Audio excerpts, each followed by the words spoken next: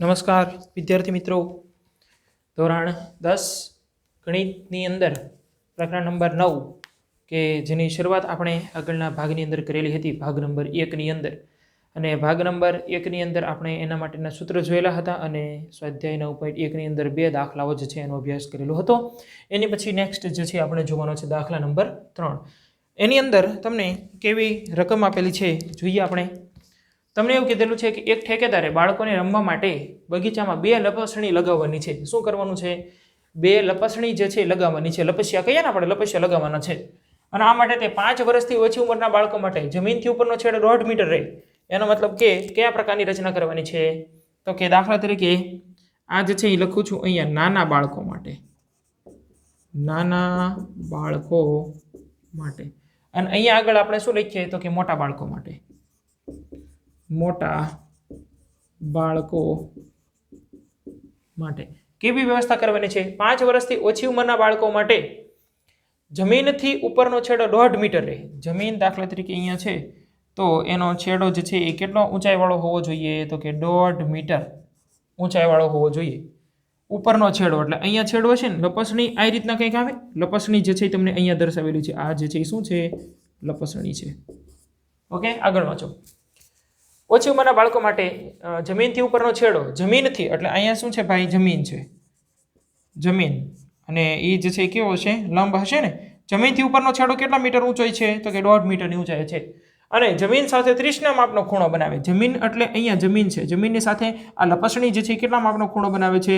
30 ડિગ્રીના માપનો ખૂણો બનાવે છે. અને તેનાથી વધારે ઉંમરના બાળકો એટલે મોટા બાળકો થયા, તો મોટા બાળકો માટે આપણે અહીંયા લખીએ. એના માટે કેવી વ્યવસ્થા કરવાની છે? 3 મીટરની ઊંચાઈથી સીધો ઢાળ. 3 મીટરની ઊંચાઈ એટલે આ જે છે એ કેટલા મીટરની? અહીંયા જે ઊંચાઈ આપેલી છે, ઊંચાઈ આવડી આ ટોટલ ઊંચાઈ એ 3 મીટરની ઊંચાઈ. 3 મીટરની ઊંચાઈથી સીધો ઢાળ એવું તમને કીધેલું છે. ઊંચાઈથી સીધો ઢાળ હોય અને જમીનની સાથે કેટલા માપનો ખૂણો બનાવે? અને આ લપસણી રહી, આ શું છે ભાઈ? લપસણી. અને આ લપસણી રહી એ અહીંયા જે જમીન છે એ જમીનની સાથે કેટલા ડિગ્રીનો ખૂણો બનાવે છે? 60 ડિગ્રીનો ખૂણો બનાવે હોય તેવી લપસણીઓ પસંદ કરે છે. તો બંને લપસણીની લંબાઈ, તમારે આની લંબાઈ મેળવવાની છે, આની પણ લંબાઈ મેળવવાની છે. આપણે બંને ત્રિકોણને નામ દઈ દઈએ, ત્રિકોણ ABC અને અહીંયા આગળ નામ દઈ દઈએ ત્રિકોણ PQR. બરાબર છે? ચાલો હવે આપણે લખીએ, શરૂઆત કરીએ. કઈ રીતે દાખલો ગણશું એની.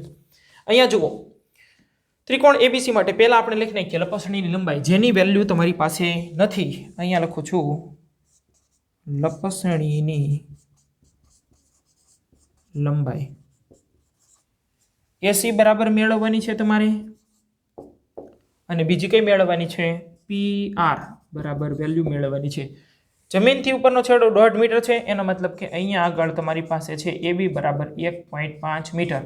અને અહીંયા આગળ તમારી પાસે PQ બરાબર કેટલા આપ્યા છે? PQ બરાબર કેટલા આપ્યા છે ભાઈ? PQ બરાબર 3 મીટર. આવું તમને કીધેલું છે. ઓકે, ચલો હવે લખીએ આપણે ત્રિકોણ ABC માટે. ત્રિકોણ ABC માટે માપખૂણો C બરાબર કેટલા ડિગ્રીનો છે? C બરાબર 30 ડિગ્રીનો. ખૂણો B બરાબર કેટલા ડિગ્રી છે? ખૂણો C બરાબર 30 ડિગ્રી છે. અને માપખૂણો B બરાબર કેટલા ડિગ્રીનો છે? તો કે 90 ડિગ્રીનો છે. ચલો હવે સૂત્ર કયું વાપરવાનું તમારે? તો કે અહીંયા જોવાનું, અહીંયા ખૂણો, આ ખૂણાની કઈ બાજુ કહેવાય? સામેની બાજુ કહેવાય. અને આને શું કહેવાય? કર્ણ કહેવાય. તો સામેની બાજુ કર્ણ હોય એવું સૂત્ર કયું? સાક કરે છે સાઈન. એનો મતલબ કે અહીંયા સૂત્ર કયું વાપરશું આપણે? સાઈન. ખૂણાનું નામ શું લખશું? ખૂણો C બરાબર સાઈન C બરાબર સૂત્ર શું આવશે? સામેની બાજુના છેદની અંદર કર્ણ. એનો મતલબ AB ના છેદમાં AC. અહીંયા શું આવે? AB ના છેદની અંદર AC. સાઈન C એનો મતલબ કે ખૂણા C નું માપ કેટલું? 30 ડિગ્રી. તો અહીંયા લખીએ આપણે સાઈન 30 ડિગ્રી બરાબર AB ની વેલ્યુ કેટલી છે? તો કે AB ની વેલ્યુ તમારી પાસે છે 1.5 મીટર. એટલે અહીંયા આવશે 1.5 ના છેદની અંદર AC ની કિંમત મેળવવાની છે. સાઈન 30 ની કિંમત 1/2 બરાબર 1.5 ના છેદની અંદર AC. AC ગુણ્યા 1 ક્રોસ ગુણાકાર કરીએ. ચલો, AC ગુણ્યા 1 એટલે AC જ થાય. અને 1.5 ના ડબલ કરો, 2 ગુણ્યા 1.5, 1.5 ના ડબલ કેટલા થશે? AC બરાબર 15 × 30, એનો મતલબ 3 આવશે. 1.5 ના ડબલ 3. એકમ કયો આવશે? મીટર. લખીએ આપણે કે નાના બાળકો માટે લપસણીની લંબાઈ બરાબર કેટલા મીટર છે તો કે 3 મીટર છે। અને હવે આપણે મોટા બાળકોની વાત કરીએ તો મોટા બાળકો માટે તમારી પાસે ત્રિકોણ કયો છે PQR। જમીનને આ જ છે ઊંચાઈ આપેલી છે એટલે કેવી હશે લંબ હશે ને। ચાલો ત્રિકોણ PQR માટે માપ ખૂણો Q બરાબર કેટલા ડિગ્રીનો છે તો કે Q બરાબર 90 ડિગ્રીનો છે અને માપ ખૂણો R બરાબર કેટલા ડિગ્રી છે 60 ડિગ્રી છે।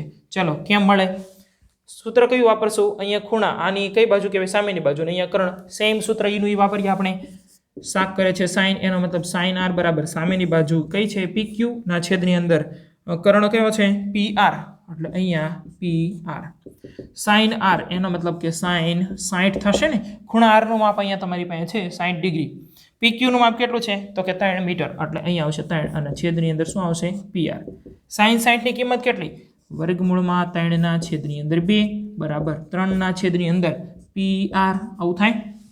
चलो क्रॉस गुणाकार करिए शुं थशे जोईए अहींया क्रॉस गुणाकार करिए तो वर्गमूळमां 3 गुणिया pr એટલે અહીંયા આવે વર્ગમૂળમાં 3 ગુણ્યા pr બરાબર અહીંયા क्रॉस गुणाकार करिए 3 गुणिया 2 અહીંયા શું લખશું આપણે 3 ગુણ્યા 2 એનો मतलब કે pr બરાબર 3 ગુણ્યા 2 ના છેદની અંદર વર્ગમૂળમાં 3 तो एनो मतलब pr बराबर 3 जे छे 3 ની જગ્યા આપણે શું લખી શકીએ તો કે વર્ગમૂળમાં 3 ગુણ્યા વર્ગમૂળમાં 3 વર્ગમૂળમાં 3 ગુણ્યા વર્ગમૂળમાં 3 એનો मतलब વર્ગમૂળમાં 3 નો વર્ગ છે વર્ગમૂળ કેન્સલ તો તમને મળે 3 અથવા તો એવું ન કરવું હોય તો વર્ગમૂળમાં 9 થયું 9 નું વર્ગમૂળ કેટલું થાય 3 આવી ગયું 3 ની જગ્યાએ મેં આવું લખ્યું આ બે તો હતા જ તે ના છેદની અંદર વર્ગમૂળમાં 3 આવું શા માટે કર્યું તમને હમણાં આગળના દાખલાની અંદર એવું કીધેલું હતું આગળના ભાગની અંદર તે કે તમે આવડું આ ચેપ્ટર ગણતા હોય કે 8મું ચેપ્ટર ગણતા હોય છેદની અંદર વર્ગમૂળ વેલ્યુ રહેવી જોઈએ નહીં ગમે એમ કરીને તમારે દૂર કરવાની હોય વર્ગમૂળમાં 3 કેન્સલ એનો मतलब કે છેદની અંદર વાત કરેલી હતી અંશમાં ચાલે 2 ગુણ્યા વર્ગમૂળમાં 3 અહીંયા શું આવશે 2 વર્ગમૂળમાં 3 મીટર એટલે pr શું છે ભાઈ pr જે છે લપસણીની લંબાઈ છે કોના માટે મોટા બાળકો માટે લપસણીની લંબાઈ बराबर કેટલા આવશે તો કે 2 વર્ગમૂળમાં 3 મીટર ઓકે આ જે છે એ જવાબ થશે એટલે 2 વર્ગમૂળમાં 3 અને 3 મીટર નાના બાળકો માટે 3 મીટર અને મોટા બાળકો માટે 2 વર્ગમૂળમાં 3 મીટર જેટલી લંબાઈ લપસણીની હશે ઓકે ચલો એની પછીનો નેક્સ્ટ જે છે એ જોઈએ આપણે દાખલા નંબર 4 એની પછીનો દાખલા નંબર 4 જેની અંદર રકમ તમને આપેલી છે કે ટાવરના પાયાથી ચલો ભાઈ ટાવરનો પાયો એટલે આ દાખલા તરીકે ટાવર છે અને આ ટાવરનો પાયો છે તળિયું ટાવરના પાયાથી 30 મીટર દૂર એટલે અહીંયા જે છે એનું તળિયું છે અહીંયાથી 30 મીટર દૂર એટલે અહીંયા લંબાઈ કેટલી થઈ ભાઈ આ 30 મીટરની થઈ 30 મીટર દૂર રહેલા જમીન પરનો એક બિંદુ આ જમીન ઉપરનું કોઈ એક બિંદુ છે અને આ જે છે એ તમે શું આપેલો છે ટાવર ના પાયાથી એટલે અહીંયા પાયો છે અહીંયાથી 30 મીટર દૂર આવેલું એક બિંદુ આવડું આ છે આગળ વાંચો ટાવરની ટોચના ઉચ્છેદ કોણનું માપ ઉચ્છેદ કોણ તમને કીધું એનો મતલબ કે નીચેથી ઉપર વ્યક્તિ જોતો હશે એનો મતલબ કે તમને આ રીતના દર્શાવેલું છે ને જે અહીંયા આગળ નીચેથી ઉપર એટલે અહીંયા જે છે આને શું કહેવાય ઉચ્છેદ કોણ જે તમારી પાસે કેટલાનો છે 30 ડિગ્રીનો છે તો ટાવરની ઊંચાઈ આની ઊંચાઈ તમારે મેળવવાની છે નામ દઈ દો ચલો ABC લખીએ જે વેલ્યુ તમારે મેળવવાની છે જેનું માપ તમારી પાસે છે એ બધું દર્શાવીએ ચલો ટાવરની ઊંચાઈ કઈ છે તો કે ટાવરની ઊંચાઈ બરાબર ઊંચાઈ AB કે જેનું માપ તમારે મેળવવાનું છે AB મેળવવું છે આગળ અહીંયા ટાવરના તળિયેથી જમીન પરના કોઈ એક બિંદુ સુધીનું માપ એનો મતલબ BC બરાબર 30 મીટર લખીએ આપણે BC બરાબર 30 મીટર ચલો અને અહીંયા ઉચ્છેદ કોણ તમારી પાસે છે 30 ડિગ્રી માપ ખૂણો C બરાબર 30 ડિગ્રી અને ટાવર જમીનને કેવો હશે લંબ હશે એનો મતલબ ખૂણો B બરાબર 90 માપ ખૂણો B બરાબર 90 ડિગ્રી આ જેટલી વેલ્યુ હતી એ આપણે બધી દર્શાવી હવે તમારે મેળવવાની છે ટાવરની ઊંચાઈ સૂત્ર કયું વાપરવું એ તમારે જોવાનું હવે અહીંયા ખૂણો છે ખૂણાની આ કઈ બાજુ કહેવાય સામેની બાજુ આ કઈ બાજુ કહેવાય પાસેની બાજુ કહેવાય જેનું માપ તમારી પાસે છે તો સામેની અને પાસેની હોય એવું સૂત્ર કયું એક જ તે tan વાપરીએ ચલો કયા ત્રિકોણ માટે ત્રિકોણ ABC માટે tan c બરાબર tan નું સૂત્ર સામેની બાજુના છેદમાં પાસેની બાજુ, સામેની બાજુ AB પાસેની બાજુ BC, એનો મતલબ કે AB ના છેદની અંદર BC. tan c એનો મતલબ કે tan ખૂણા C નું માપ કેટલું છે 30 ડિગ્રી બરાબર AB ની વેલ્યુ મેળવવાની છે અને BC નું માપ તમારી પાસે છે 30. tan 30 ની કિંમત 1/3 થશે. AB ની વેલ્યુ તમારે મેળવવી છે, છેદની અંદર કેટલા આવશે 30 આવશે. 30 જે છે ભાગાકારમાં, આ બાજુ આવે ગુણાકારમાં, એટલે 30 ના છેદની અંદર વર્ગમૂળમાં 3 બરાબર AB થશે. ચાલો, તમને એમ કીધેલું હતું વર્ગમૂળમાં 3 વાળી વેલ્યુ નીચે ન રહેવી જોઈએ, તો શું કરવાનું? અહીંયા તમે વર્ગમૂળમાં 3 ગુણ્યા વર્ગમૂળમાં 3 ઉપર નીચે ગુણી નાખો તોય ચાલે, અથવા અહીંયા રસ્તો છે 3 દાન 30 થાય કે ન થાય? છેદની અંદર વર્ગમૂળમાં 3 બરાબર AB. ચાલો, હવે વર્ગમૂળમાં 3 ઉડાડવા હોય શું કરશું? 3 ની જગ્યાએ આપણે શું લખી શકીએ એ જોવાનું. વર્ગમૂળમાં 3 ગુણ્યા વર્ગમૂળમાં 3 વર્ગમૂળમાં 3 ગુણ્યા વર્ગમૂળમાં 3 ગુણ્યા કેટલા આપ્યા છે 10 અને છેદની અંદર વર્ગમૂળમાં 3, છેદની અંદર વર્ગમૂળમાં 3 બરાબર શું છે? તો કે AB છે. વર્ગમૂળમાં 3 એકવાર કેન્સલ, એનો મતલબ AB બરાબર 10 વર્ગમૂળમાં 3, 10 ગુણ્યા વર્ગમૂળમાં 3 લખો તોય ચાલે, 10 વર્ગમૂળમાં 3 લખો તો પણ ચાલે. જવાબ તમને કેની અંદર મળે? મીટરની અંદર. બધા એમાં મીટરમાં હતા એટલે. ટાવરની ઊંચાઈ બરાબર લખી નાખીએ આપણે કે ટાવરની ઊંચાઈ બરાબર તમને કેટલી મળેલી છે? 10 વર્ગમૂળમાં 3 મીટર. ઓકે, આ જે છે એ તમને જવાબો મળશે. ઓકે, એક જવાબ જે છે એ આપણે વેરીફાઈ કરી લઈએ. ચલો, અને પછી આપણે આગળ વધીએ. ઓકે, રેડી છે. 10 વર્ગમૂળમાં 3 મીટર થશે. એની પછી નેક્સ્ટ જે છે એ જોઈએ આપણે દાખલા નંબર 5. એની પછીનો નેક્સ્ટ જે છે એ જોઈએ આપણે દાખલા નંબર 5. શું કહે છે? તમને રકમ આપેલી છે કે એક પતંગ જમીનથી 60 મીટરની ઊંચાઈ પર ઉડી રહેલી છે. દાખલા તરીકે આ જમીન છે અને અહીંયાથી આ કેટલી ઊંચાઈ છે? તો કે 60 મીટરની ઊંચાઈ. 60 મીટરની ઊંચાઈએ અહીંયા કોઈક પતંગ જે છે એ ઉડી રહેલી છે. એટલે અહીંયા જે છે એ શું છે ભાઈ? આ પતંગ છે. આ પતંગની દોરીનો એક છેડો, એટલે પતંગની સાથે દોરી બાંધેલી હશે, એનો એક છેડો રહ્યો ને એ ક્યાં બાંધેલો છે? તમને કીધેલું છે કે જમીન પરના એક બિંદુ સાથે બાંધેલો છે. ધારો કે જમીન પરનું આ એક બિંદુ છે, એની સાથે આપણે આ પતંગનો દોરીનો છેડો રહ્યો ને એ બાંધી દીધેલો છે. એટલે આ શું છે ભાઈ? દોરી છે. બરાબર છે. આ સ્થિતિમાં દોરીનો જમીન સાથેનો ખૂણો, દોરી રહી એનો જમીન સાથેનો ખૂણો કેટલા ડિગ્રીનો છે? 60 ડિગ્રીનો છે. જો દોરીમાં કોઈ ઢીલ નથી, હવે જો આવું શક્ય નથી કે આ રીતના સ્ટ્રેટ જ રહે દોરી, પણ તમને અહીંયા કહી દીધેલું છે કે જો દોરીની અંદર કોઈ ઢીલ નથી, નહીંતર ઝોળ પડે. બરાબર છે. વધારે ઊંચાઈએ હોય તો આ રીતના ઝોળ પડતો હશે, પણ એવું અહીંયા તમને કીધેલું છે કે દોરીમાં કોઈ ઢીલ છે નહીં, એટલા માટે આપણે સ્ટ્રેટ દર્શાવેલી છે. તેવું માની લેવામાં આવે તો દોરીની લંબાઈ મેળવવો છે. ચલો, દોરીની લંબાઈ આ તમારે મેળવવાની છે.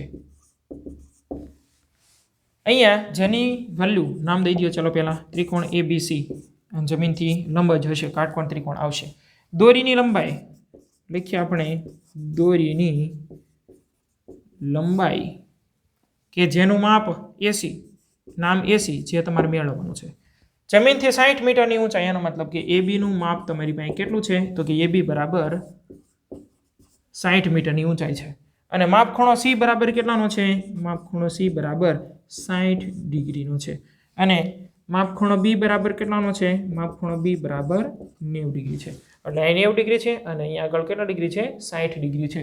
ઓકે, ચાલો હવે આપણે શરૂઆત કરીએ. તમારે શું જોવાનું? તમારે આનું માપ મેળવવું છે. આને શું કહેવાય? કર્ણ કહેવાય. તો અહીંયા સામેની બાજુ છે અને અહીંયા કર્ણ છે, તો સામેની બાજુ કર્ણ હોય એવું સૂત્ર એક જ છે તમારી પાસે.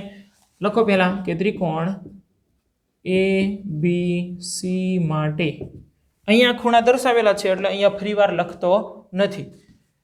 સૂત્ર ડાયરેક્ટ વાપરીએ છીએ, સાઇન C બરાબર, ચલો સાઇનનું સૂત્ર સામેની બાજુના છેદમાં કર્ણ.